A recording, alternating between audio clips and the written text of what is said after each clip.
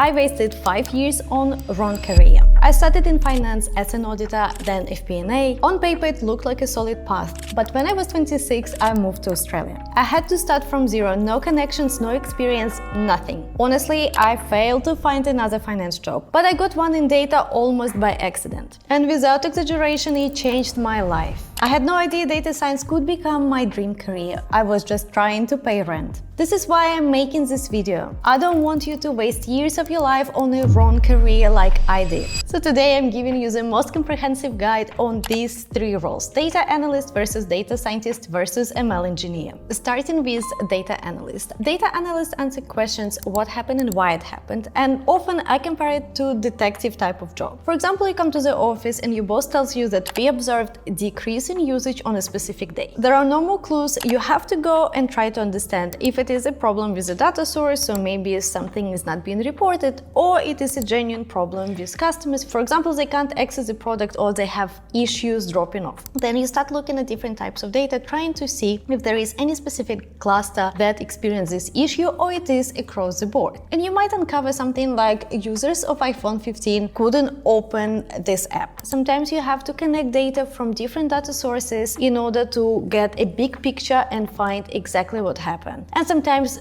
the answer is nothing happened, it is what it is. It might be seasonality, it might be day of the week, holiday, and no answer sometimes is the answer. Other important part that data analysts do, they present those insights to technical and non-technical people. So it's very important to learn how to convert all these complex things into a simple story. When you're presenting, you're given a context, then you put insights into clear, cohesive story with findings, conclusions, and next steps. If you want to become a data analyst, start with Excel. It might not be the fanciest tool, however, it will give you understanding of a tabular data. I mean rows and columns, and these concepts can be applied then to SQL, Python, or whatever you will be working with. So Excel is a very simple but very useful tool. Also, even today, top management still using Excel. There would be a lot of times when you will be asked to export something to Excel and send it to someone. So I really insist you start learning data analytics with Excel. The next step is SQL, and it can be any type of SQL. I mean Microsoft SQL, MySQL, Postgre, BigQuery, as long as you understand how to work with tables. And since you already know Excel at that point, you understand many concepts. For example, VLOOKUP in Excel, it's exactly the same as left join in SQL. And the next important skill for data analyst is visualization tool. It can be Tableau, Power BI, sometimes Looker. Sometimes companies use all of them, but you need to understand how to convert raw data into clear visuals. One thing before we move on, if you're transitioning into data and you want to practice with a real task, not cleaned up textbook, I built SQL and Python challenge based on actual work I did at my job. It is linked below, go check it out. Now let's talk about data science. If data analysts answer questions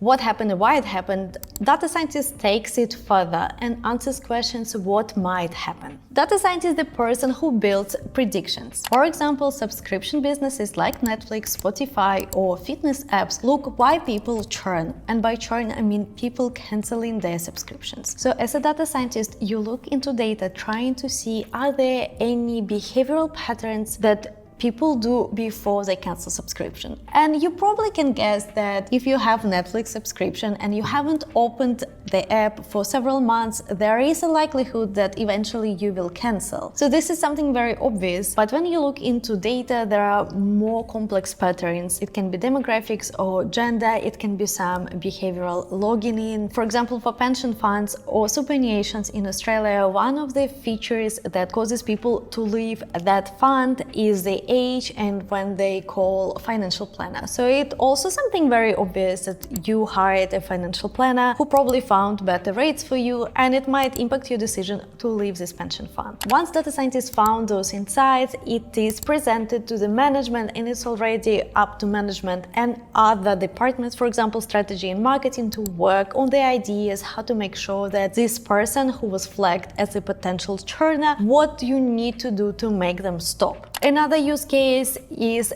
predicting default rate by banks. This is also a very common task when you apply for your credit card. There are some ML models already created by data scientists which analyzes your income, age and other conditions, and it all applies to the decision which is made whether to approve your loan or not. One of the simple data science projects that I personally like working on is recommendation engines, and you definitely know recommendation engines from Netflix or Amazon. So for example, when you buy a specific item, let's say flowers, then Amazon says you might be also interested in vase or something else. So this is a recommendation engine and it is built with machine learning models. At some point, data scientists analyzed all the data and noticed that people who buy product A also buy product B and more likely to buy product C. Then by analyzing billions and billions of data points, all those models are created and you see them in your daily life all the time. The sad thing that some companies might advertise data analyst role, but they're actually looking for data scientists, but they don't want to pay data scientist salary. There are a couple of problems that I see with a data scientist role. First of all, some companies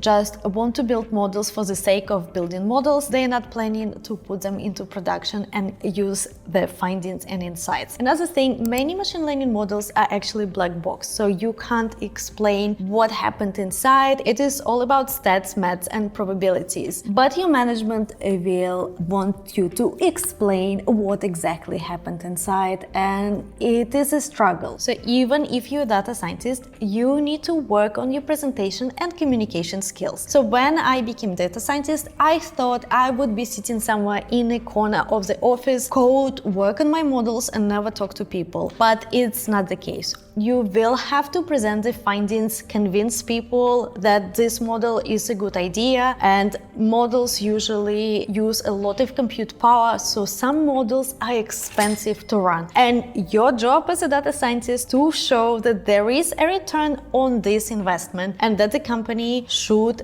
put them into production. If you want to become a data scientist, you also need to know SQL and you need to know some coding language. Usually it is Python, more rarely it is R. I would say that now R is more commonly used in academia, so if you're doing PhD or working for universities, but in businesses it is usually Python. So similar to data analyst, you will work a lot of SQL, do data analysis, because data analysis, cleaning, data wrangling is a part that is done before you create the models, and then you will have to present all the findings to the management. So soft skills are also very important, such as communication skills and visualization skills too, however not to the same extent as it is important for data analysts. Now, what if you are less interested in data analysis and more interested in building the systems that run it all? This is ML engineer, the entirely different job. ML engineer is the person who makes it work at scale. The difference is data scientists build the model and ML engineer makes it run on 10 million transactions a day without breaking. Normal Tuesday, you will be writing code, working with pipelines, making sure things don't fall over when real users hit it. You will be working mostly with technical people. There is way less presentations compared to data analysts or data scientists. I think this is a great job for people who came from software engineering, people who already like to code, people who know how to code, for example, Python or Java. You will be working with data pipelines as well as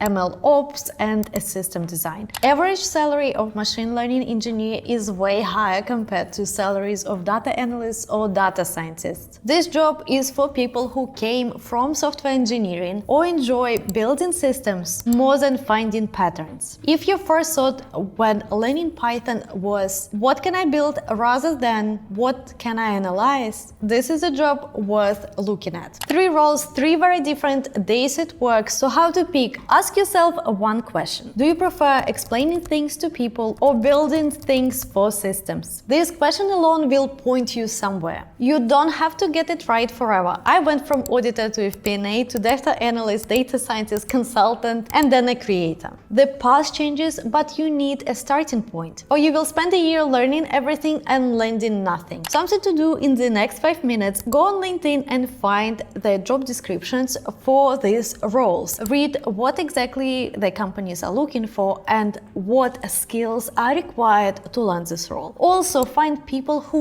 already working as a data analyst or data scientist and read the description they have for those roles. It will give you a hint what people are actually doing. And just send a small DM and say that you want to pursue this career. Can I please have 5 minutes of your time? Can you please explain how your normal workday looks like? What are you working on? I get those messages a lot and I'm happy to answer this question. Picking the wrong career is not the end of anything. I picked mine by accident and it still worked out. But if you can pick on purpose, do that. If you're starting in data analytics and want real practice with SQL and Python, go by the first link in the description and join my challenge. And if you're new to this channel, please subscribe so we can see each other in the next video.